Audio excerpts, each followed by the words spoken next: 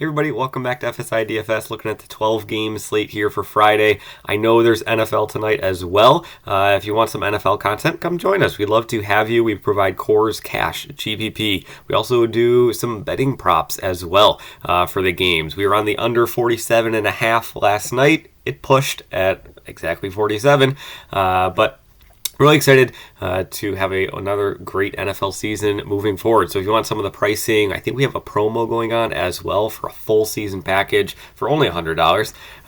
Go ahead and DM myself in Discord or Mega Ruler, and we can get you all set up. So let's look at this slate though. Monster 12-game slate. A lot of pitching options up at the high salary tier. In the mid tier, I do want to note real quick. So they have Quintana here for the Mets pitching, but when I look over at MLB.com, it looks like it's going to be Sean Manaea instead, and that is going to be really important because I think that Manaea is going to see a bunch of ownership if this is indeed the case. But let's go back here.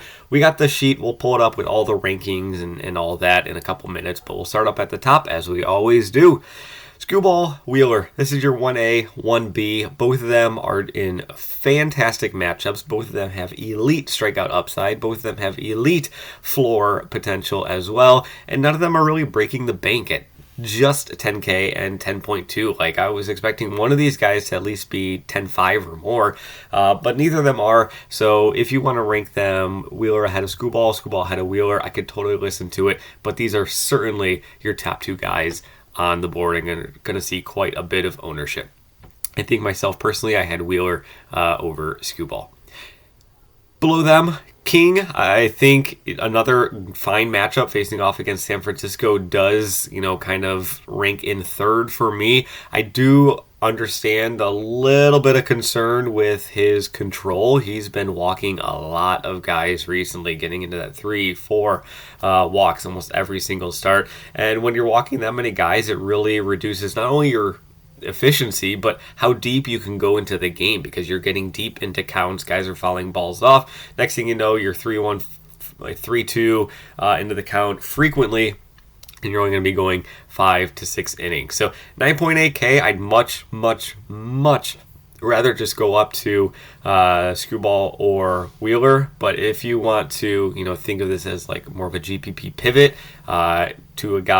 to some popular guys in the same salary tier, could totally listen to that and understand that there.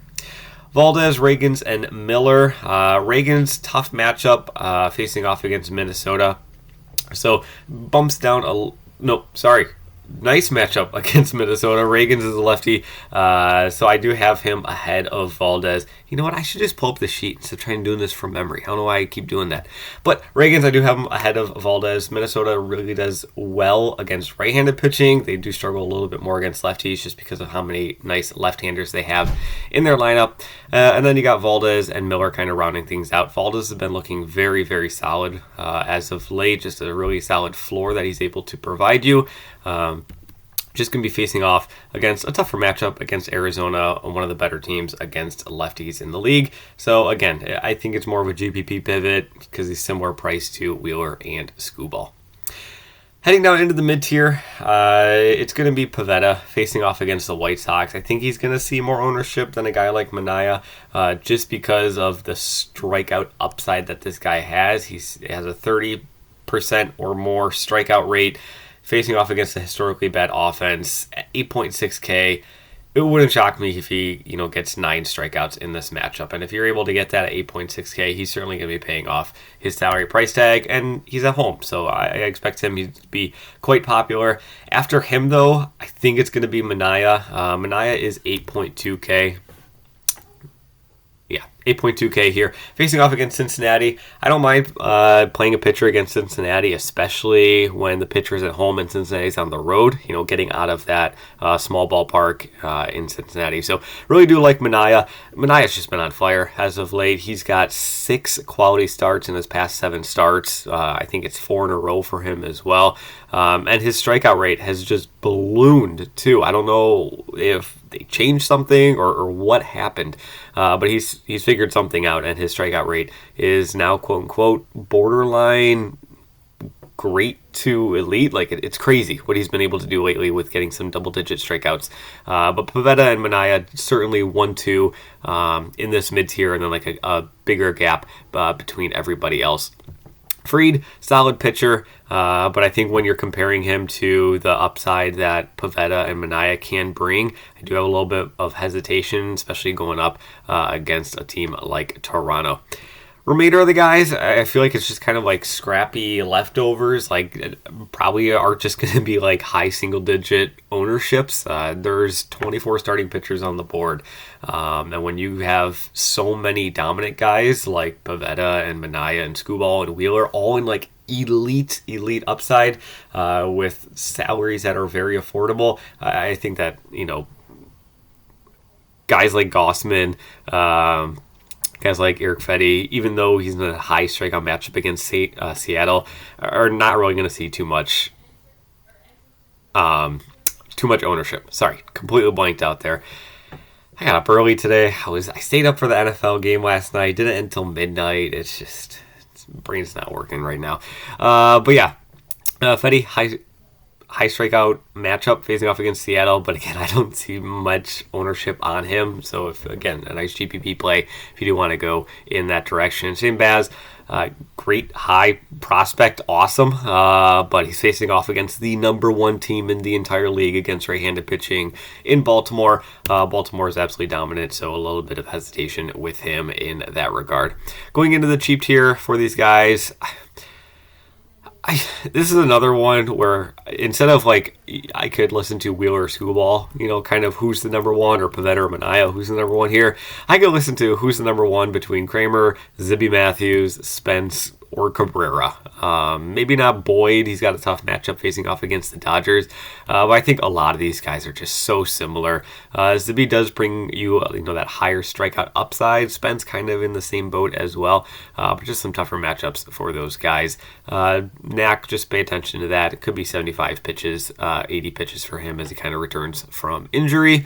And yeah, I feel that's kind of where the pitching shakes out. I really think that these four guys are going to see the majority of the ownership here on the board. So if you're playing GPPs and you want to get off of like the super high chalk, just get off of these specific four pitchers. And you can see over in the leverage stacks, I'm expecting these four pitchers to see the most ownership. So if you want to leverage it out, maybe go with these guys over here. Heading over into the top bats, though, I kind of already hinted towards Baltimore. I think they're going to be a really intriguing GPP play. Yeah, they're very expensive, which is one reason why they're kind of also in the GPP. There's not a whole lot of value to their bats, but they're facing off against Baz, who is a very, very solid real-life pitcher, high prospect, a lot of hype around him. But at the same time, it's Baltimore facing off against a not elite pitcher, and they can go off on any given slate. So I really do think that Baltimore is a really top-notch GPP play. But I do really like Boston as one of my favorite plays on the board. Boston facing off against the White Sox and this atrocious bullpen. Martin hasn't been horrendous by any means. I got to give him a little bit of credit where credit's due. But at the same time, Boston, just like Baltimore, is just dominant against right-handed pitching. Boston, I think, has the highest implied run total on the entire board here today. Not too surprising, facing off against the White Sox. And they're affordable. I mean, you got Duran and Devers. Yes, they're very expensive. Devers has really been struggling as of late, really been struggling. He's hitting just 105 over his past 10 games. So maybe you just fade him. Or if you're doing Boston more of a GPP stack, maybe you throw him in there and fade Durant, who's been hitting much better. Anybody's been hitting better than Devers. So, yeah, fading one of them. But then after that, I mean, you're looking at a bunch of guys who are mid to low 4K and 3K and above.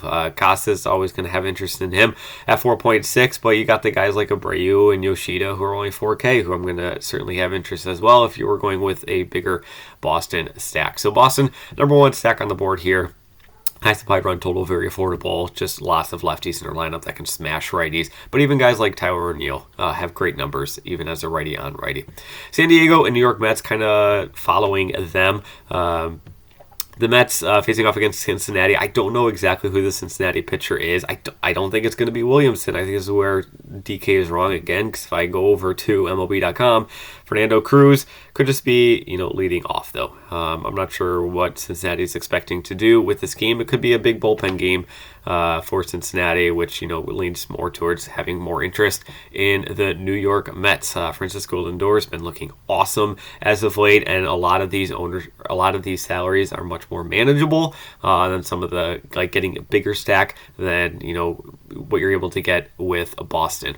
The other team I'm going to have interest up here at the top is going to be San Diego. With San Diego, if you've missed it over the past week, Fernando Tatis, he is back. He was out for, oh gosh, how long was he? I don't even know. 3 months, 2 months. I mentioned in our Discord, he came back and I was like, I honestly forgot he played in the league. I don't know what happened, but he just disappeared. I didn't even think anything of it. But he is back, and he's going to be playing right in the nice spot in the lineup that we do enjoy. So 5.1K, 5.4 for Machado. Black, again, not really much interest in him. Arias, just a ridiculous stat on him is that he's only struck out 2 times since the All-Star break. Not even sure how that's possible. Just very limited upside with him, though. Yeah, he's hitting 400 over his past 10 starts. Past 10 starts, but only has 1 home run, 3 stolen bases. The upside really isn't there with him, but he certainly can bring you with a little bit of a floor. Cronenworth, always some interest in him there, like Xander Bogaerts. San Diego and our team does just really high in the implied run total.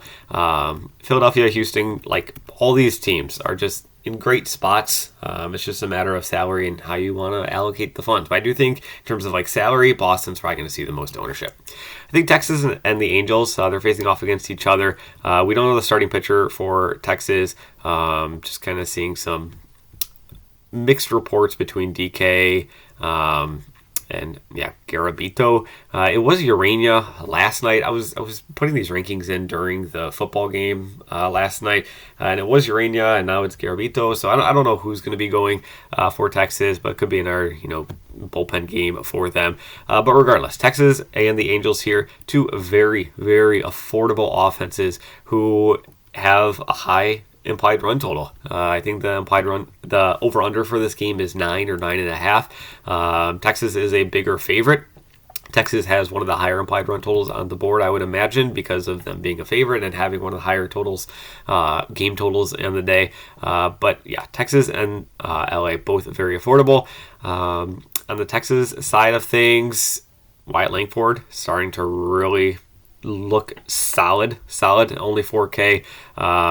Young at 4.2. I'd probably start with these 2 guys as the starting builds, but you can throw in guys like Garcia, and then they got some cheapies as well who will be in their lineup. So hopefully this was able to kind of steer you in the right direction. Sorry if this wasn't the most clearly defined. I'm running on minimal sleep. Serves me right for staying up super late for that football game, knowing I had to get up really early this morning. Not my whatever. So good luck in your contest as always. Tomorrow's video will be better. I promise that. I'll be back tomorrow for a Saturday slate preview. But good luck in your contest as always. Thanks for watching. And hope to see you in the NFL rooms here tonight.